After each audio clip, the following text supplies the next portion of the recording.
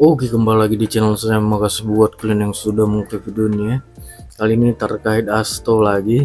Kita tahu Asto mangkir dari panggilan KPK, dan kali ini KPK udah menggeledah rumah Asto dan akan menjemput paksa Asto jika tidak hadir lagi di panggilan berikutnya, ya kan. Wah, kita lihat ya kali ini untuk membahasnya. Sebelum kita ke video, bantu subscribe dulu channel saya, belum subscribe. Tidak tunggu lama, kita ke videonya langsung. Let's go. Kalian mau dengar berita panas? KPK sudah menggeledah rumah pribadi Hasto.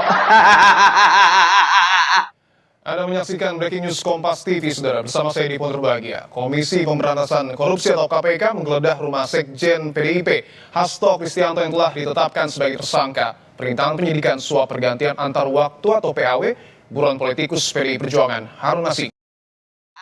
Yang di mana? Yang di Bekasi. Berita ini dibenarkan oleh juru bicara KPK, Tessa Mahardika, yang mengatakan bahwasanya mereka sedang menunggu detail dari para penyidik yang sedang melakukan penggeledahan. Senang kali aku bah.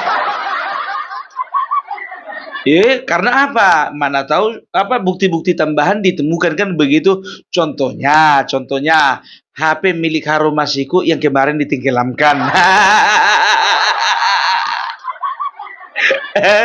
Catatan uang-uang itu diberikan kepada siapa? Baru yang ketiga, ada berapa HP yang pernah dipakai Harun Masiku ketika berkomunikasi dengan Hasto? Yang keempat, apakah Hasto menyimpan foto Harun Masiku? Entah apapun itu hasil penyelidikannya, hasil geledahannya, kita tunggu sama-sama. Ya, inilah makanya ku bilang kenapa dilakukan penggeledahan, karena Hasto mangkir dari panggilan. Makanya toh baru sekali kau dipanggil mangkir kau, alasannya persiapan ulang tahun. Ternyata selama ini mana buktinya? Kau bilang apa? Bahwasanya partai kami adalah partai menghormati supremasi hukum. Dipanggil kau mangkir. Jadi mungkin KPK ini sedang mencium ini aroma-aroma, mereka sedang susun rencana. Makanya langsung digeledah.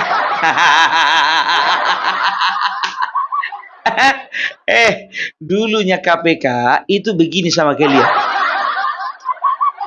Ketua KPK yang lama, Firly Bahuri, kan dekat kali sama ketua umum.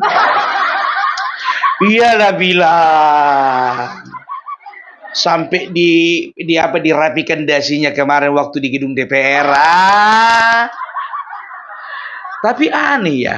Kenapa sudah ditetapkan sebagai tersangka selama 1 tahun lebih, yang namanya Firly Bahuri kok belum ditahan?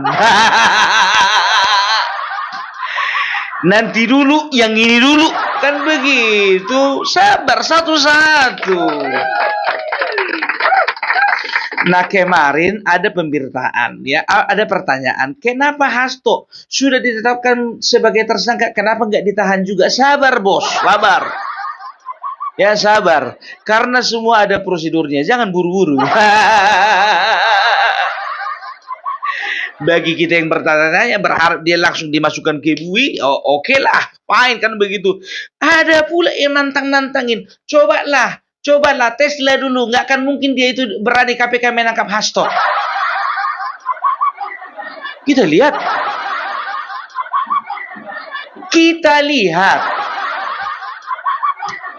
Pokoknya kalau sekali ini nggak bisa lepas dia. Dan juga Tessa Mahardika, juru bicara KPK, mengatakan ya, kalau misalnya Hasto memang melakukan mangkir sekali lagi dari jadwal yang ditetapkan, maka kita akan jemput paksa. Jemput paksa.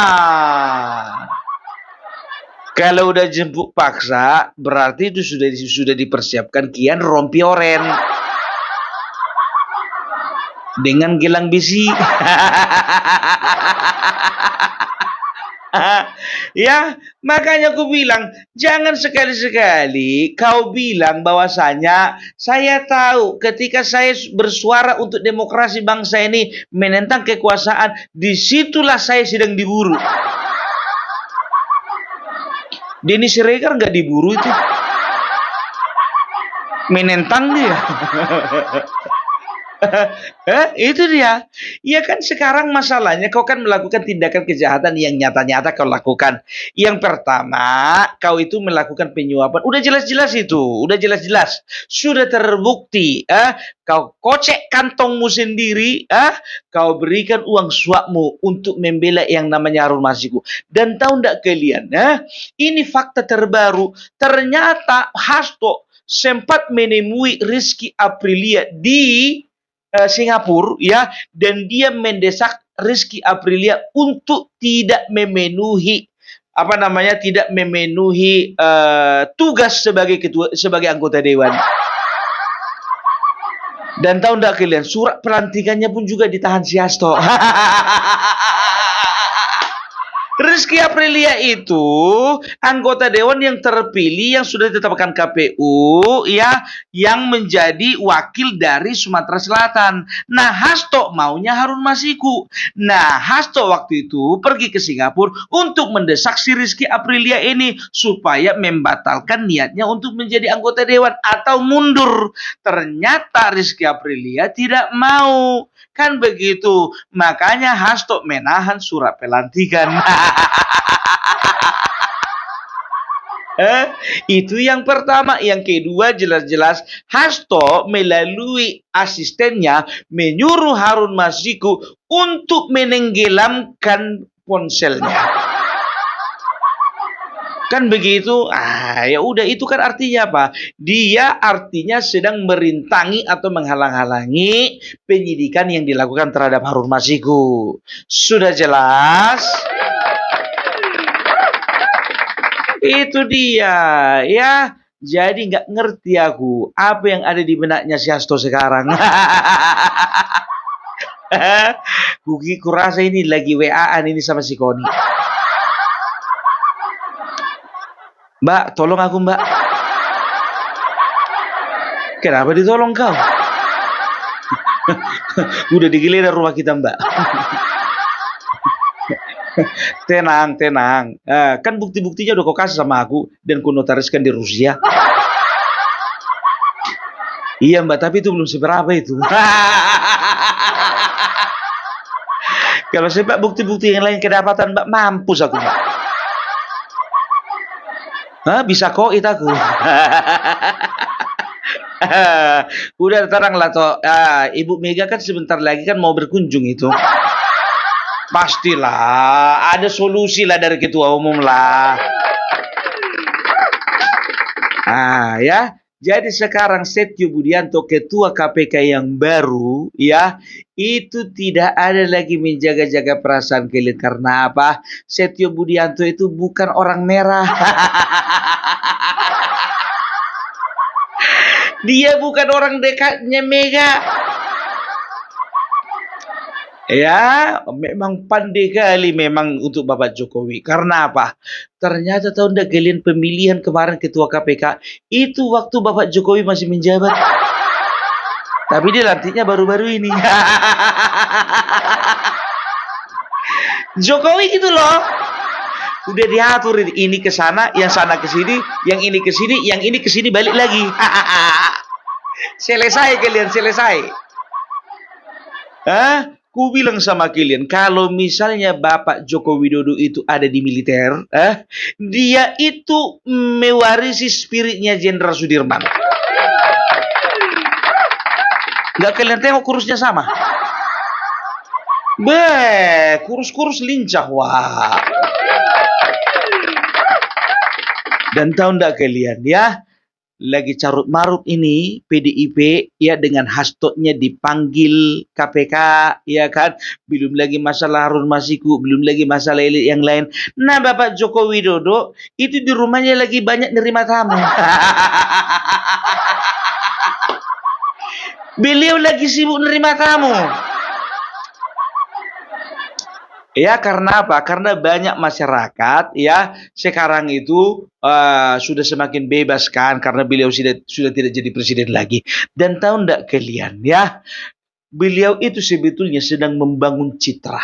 Ya, sedang membangun citra bagaimana rakyat itu, masyarakat itu ya lebih simpati, lebih suka, lebih cinta kepada Bapak Jokowi daripada merah. Perhatikan kalian lah, karena apa? Jadi sebetulnya begini, ini situasi ini, ku bilang sama kalian, ini sengaja diciptakan supaya apa? Ya, yang pertama supaya kalian aneh.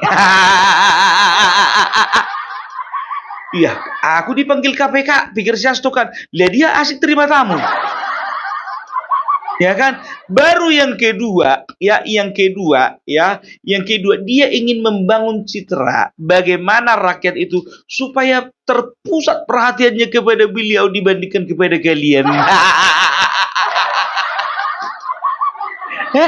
Betul itu ku bilang. Kalian kira, coba sekarang ku bilang sama kalian, dari dulu sampai sekarang Bapak Joko Widodo selalu melakukan action ya, selalu ada rahasia di balik apa yang diperbuatnya. Cobalah dulu, coba.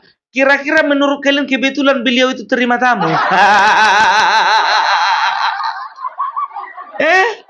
Itu dia, ya. Jadi beliau itu ingin juga menggambarkan bahwasanya, ya, rakyat akan mulai berpikir, loh, kenapa kalian serang Bapak Jokowi kami itu? Dia sedang asik melayani rakyatnya, sedang asik menyapa rakyatnya, loh malah kalian serang. Maka kalian akan kehilangan pamor. Coba bayangkan kalian, jujur ku bilang sama kalian, sekarang begini. Ku ajak dulu kalian berpikir secara rasional. Kira-kira apakah semua yang datang ke rumah Bapak Jokowi itu masyarakat biasa? Kira-kira ada nggak elit politik? Kira-kira ada nggak orang berpengaruh? Kira-kira ada nggak relawan? Kan begitu. Jadi sebetulnya ya beliau itu di antara masyarakat, ini menurutku, di antara masyarakat, dia itu juga sedang mengundang orang-orang ya yang orang-orangnya, ingat ya, orang-orangnya, baik yang ada di partai ini, ada di lembaga ini, ada yang di partai, mungkin juga di partainya sendiri. PDIP. Cuman tersamarkan oleh karena apa? Oleh karena masyarakat yang hiruk pikuk lalu lalang di area rumahnya. Makanya gini, sekarang gue bilang gini, kalau misalnya orang PDIP ya lalu lalang ke rumah Bapak Joko Widodo, ada misalnya wartawan yang melihat, itu kan menimbulkan kecurigaan. Yakin enggak kalian? Kalau di antara masyarakat yang datang ke rumah Bapak Joko Widodo itu sebetulnya ada juga orang-orang PDIP. Berpikir nakal dulu kita sedikit.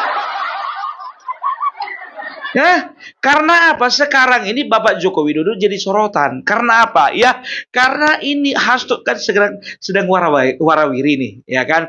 Orang-orang PDIP sedang sibuk ini menghadapi KPK, kan begitu. Nah, kalau misalnya Bapak Jokowi lewat telepon contohnya kan nggak puas, bisa-bisa disadap, kan begitu. Jadi harus ketemu langsung. Kalau Bapak Joko Widodo contohnya keluar diikuti oleh wartawan. Nah, kalau misalnya orang datang ke rumahnya, tinggal nyamar lah. Kau jam berapa datang? Tunggulah ya. Agak habis makan siang kau datang ya. Pas lagi rame-ramenya orang. Itu dia, ya.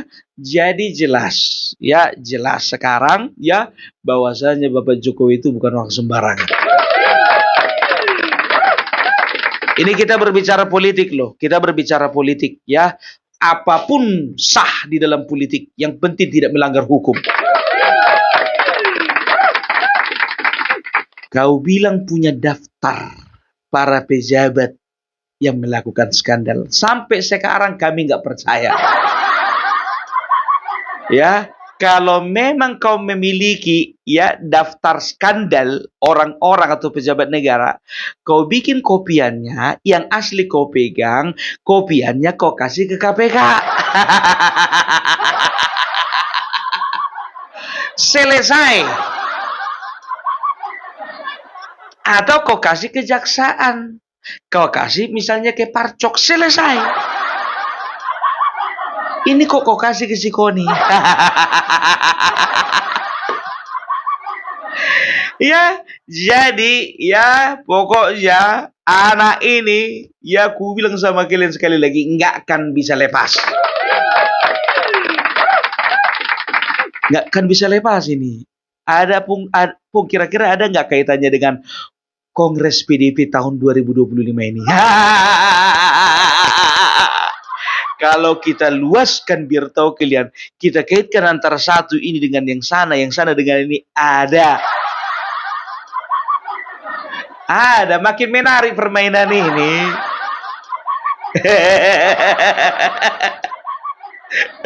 Ya, jadi mari kita saksikan sama-sama, oke? Jadi itu dulu dari Opung Parbelak. Salam NKRI, NKRI harga mati. Oke, jadi video gimana menurut kalian, dan sampai bertemu di video saya selanjutnya. Buah.